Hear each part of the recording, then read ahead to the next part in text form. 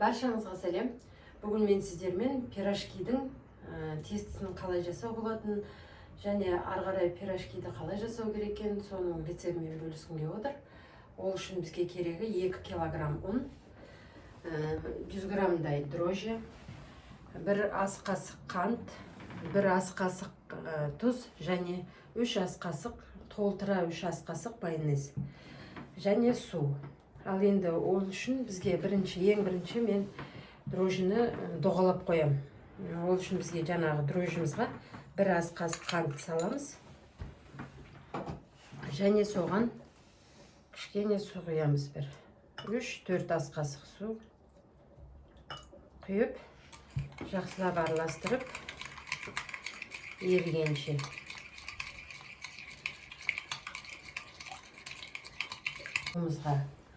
Тұзымызды салып, тұзы көп салмаңыздар, өйткені майонезде тұз бар, уксусы бар. Майонездің бір жақсы жері нандарыңыз өте жұмсақ, резинка сияқты созылып тұрмайтын болады.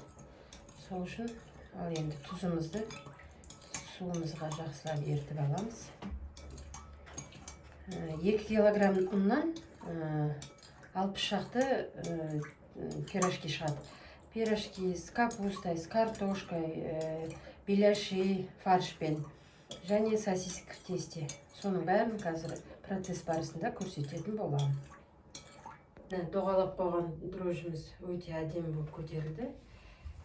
Енді осыны саламыз. Сонда тестіңіз өте жұмсақ және тез көтерілетін болады. Және жаңағы 3 қасық жылып тұрған майонезіңізді саласыз. Және тұзды су. Осыған жұмсақ қып тестелейміз біз.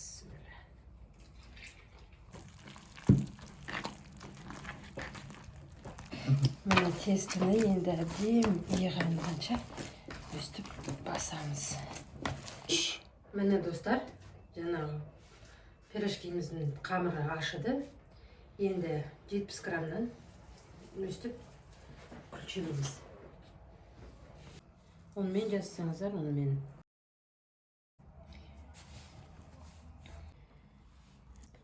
Салып.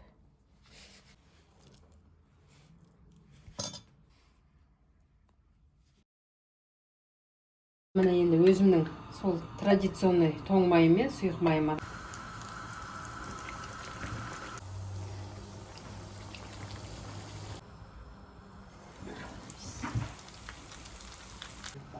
Ал міне тестісі өте жұмсақ болғаннан кейін қарашы, үлпілдеген тұра күшті болған.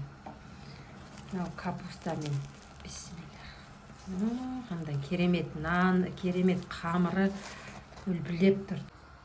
Ал міне достар, бүгін жасаған бәлішіміз дайын болды. Қазір дәмін көретін боладымыз. Егер менің осы рецепттарым ұнаса, менің каналыма тіркеліп, лайк басып, комментарий жазып кетіңіздер.